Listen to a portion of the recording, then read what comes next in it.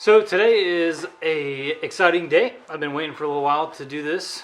Not just the video, but to actually do the work that I'm trying to do. Today, we are going to be clearing land for food plots so I can do a little deer hunting on the property.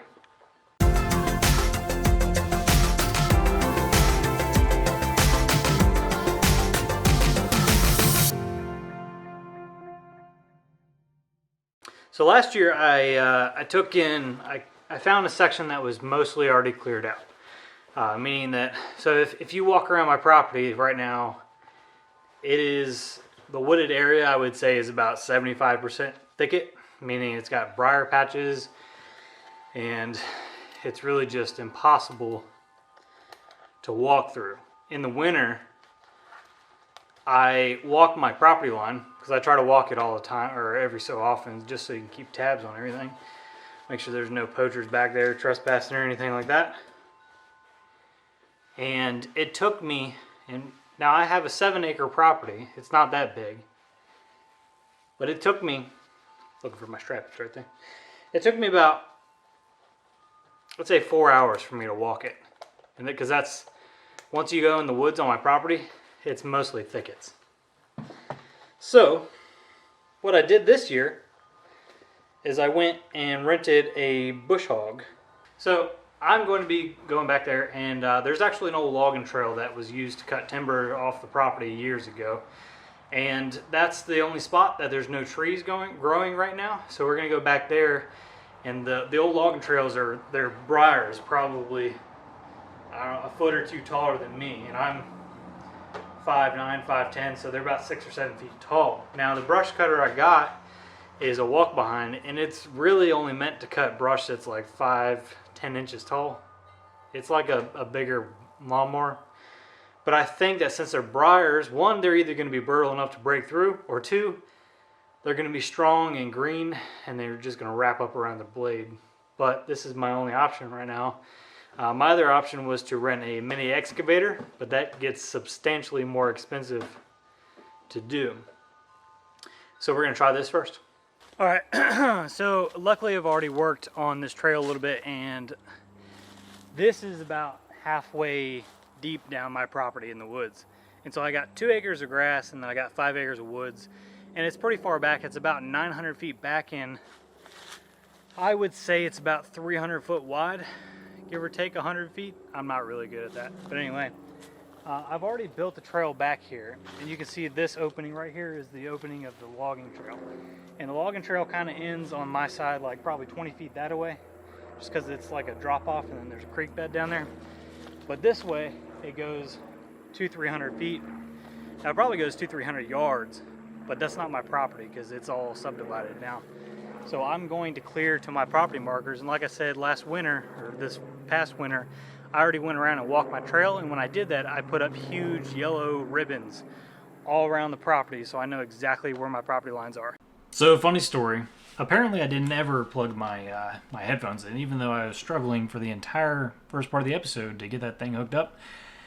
The downfall is that I have a transmitter on my camera and I never plugged it in. So in this next clip you'll see that I realize that and I go plug it in, only to find out that the microphone I have on my chest doesn't work to begin with. So I spent the entire day, all day, without any audio. So we're going to be doing a lot of voiceovers in this thing. Not that you guys care, but here's what's going on. And so at this point in time, I'm picking up my camera and I'm pretty sure I'm just showing you guys what I'm about to do. And so this is a bush hog. And this bush hog ended up being a pain in my butt because apparently when I picked it up from Home Depot, the guy told me that he put brand new blades on it, which was a complete lie because I looked at these blades after using it for a while and it looked like the blade had honestly been through a gravel pit.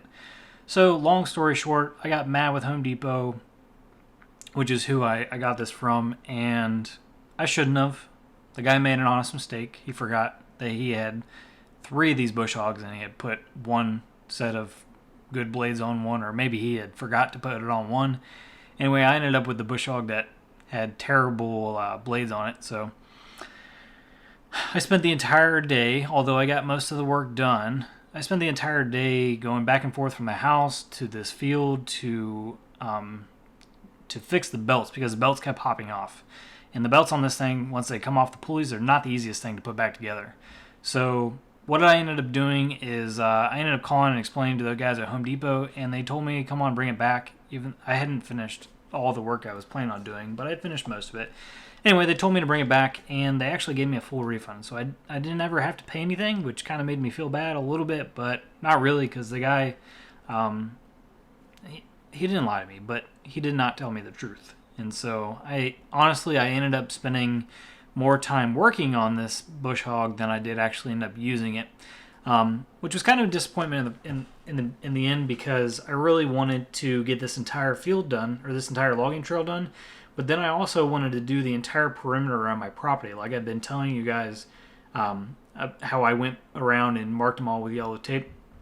I wanted to go cut a trail, but that didn't end up happening. So the food plot consists of an old logging road, which we are going to convert into somewhat of a field.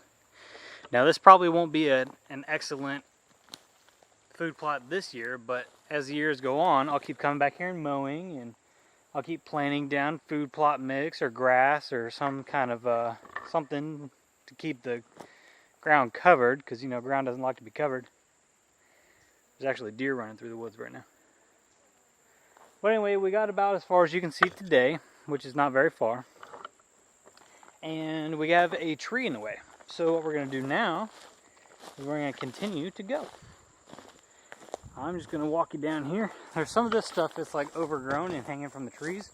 So we have to go in there and manually cut that out. There's no way to get that with the bush hog since it's hanging from the trees. All the roots and stuff have already been cut out. They're all dead. So we just got to go clear it all now. And it gets much more open back here as we continue to go. My old food plot is like 20 feet that way. And so they'll be walking between the two. I'll still plant that one. Especially because last year that's what this looked like. So this year it's mostly grass right now because of the mix that we have. I think has a little fescue mixed in it or some kind of grass for the deer to graze on to supplement, because they're not going to just give you all clover and all radishes or whatever. It's going to be a good mix.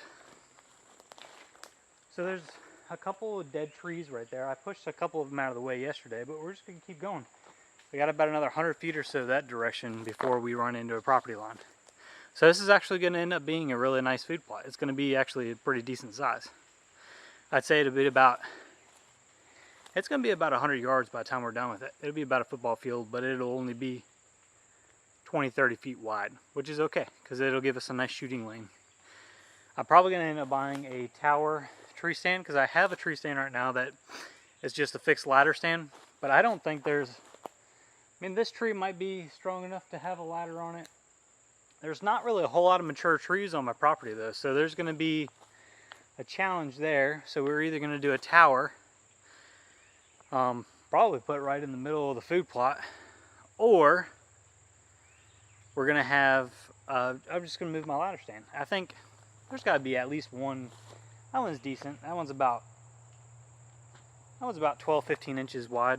And hell, we even might just end up thinning out the woods all over the place. There's a lot, like if you look at it right now, there's a lot of undergrowth.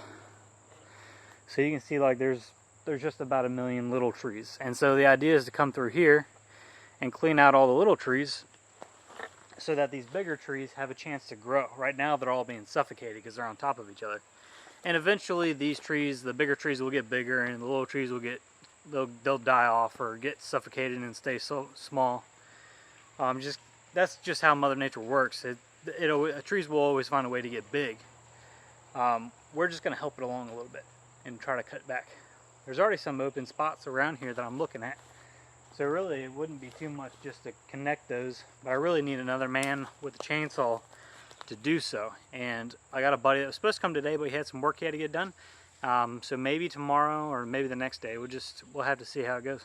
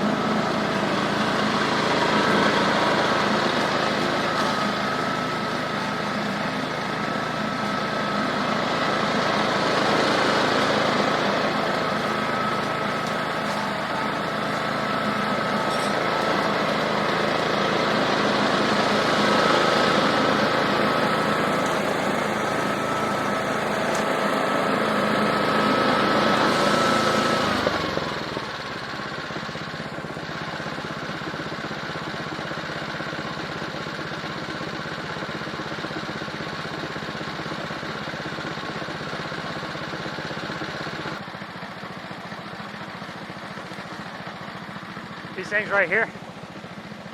These things are awesome. They're Fiskars titanium superior blade technology. It's just a pair of branch cutters, but they're 1 3/4 what they advertise. I just cut that down. It was about 2 inches, and with no problem.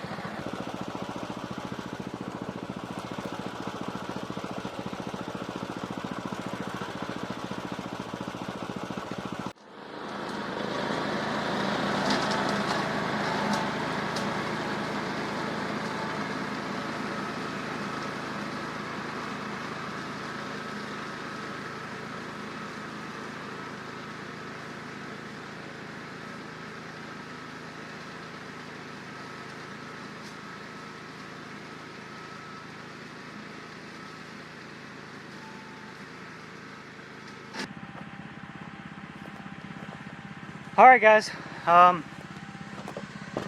that's really about all we can do with the brush hog down here. Everything, I'd really like it to be as wide as it was up there, which is about 30 feet or so, and it's only about 15 feet right here. But that's really because we're being stopped by stuff like this, where like this is all overhanging. I've already gotten up underneath there and it's nothing, it's all hanging from one of these tree branches. So when my buddy comes back and helps me with a chainsaw, it would be great to have one person with a chainsaw and then one person on the brush hog. Somebody can go through and cut all the trees down, and then somebody can come behind it and get all the brush out, or vice versa. They just work together. But this whole thing is like this. Like, I want to take down this tree right here that's overhanging, and a couple down there too. As far as you can see right there, that's our property line. And then also, if you turn around here, down there, as far as you can see, is our property. So this whole thing is going to be a really good food plot once it's done. There are some of like these trees and shit we have to clear out. There's a lot of stumps and stuff here. That's why you can see me tripping all over the place. I probably honestly just playing around those. Getting up every single stump through here is going to be a pain in the ass. We've already chopped them up pretty good, so they're going to open up and they're going to rot away pretty quickly. In 2 or 3 years they'll all be gone. Ideally, what I would love to do is to get a big tractor back here with a tiller on it and till up this whole thing, especially down here. Down here, there's some really big humps where there's either been like water runoff, or tractors have like built up ditches for water runoff or something. I'd honestly like to smooth all that out all the way back. It'd be just a little flatter, but it's really nothing that's going to stop us now. We can go ahead, and I honestly don't even know how I'm going to seed this, because really the ground is covered with briar still. I'm hoping then in a couple weeks all this is dead and I can come back here and use the tiller or something. I've got a tiller, but it's about this wide, and it'll take me all day to till this up, but that might just be what we do. Honestly, I'd really like to have a tractor that had a tiller behind it so I could come through here and till everything up, but that'll be expensive. I'd really like to buy an old like 9N Ford tractor or old Massey Ferguson with a 3-point hitch on the back, and then get a tiller, because then I could get a tiller, I could get a seeder, I could get or not a seeder, but a rake. I could get all kinds of implements that would help me out. But that's not in the cards right now. That's a little too expensive for our budget we're trying to work with, so we're gonna make this work. I may just come through here. Maybe I can find a harrow or something a drag or something I can pull behind a lawnmower, just to scuff it up a little bit, and then I'll just throw seed down, and hopefully that direct sowing right on top of the grass. It's not all going to take, I know that, but if I could start some grass back here over the next couple years, it'll be really nice. And I'll keep all this, I'll come back here with the lawnmower now that I get everything. I might have to take some of these stumps out to get the lawnmower back here, but I'll come back here and just cut everything down, because I'm not going to rent this bush hog every year.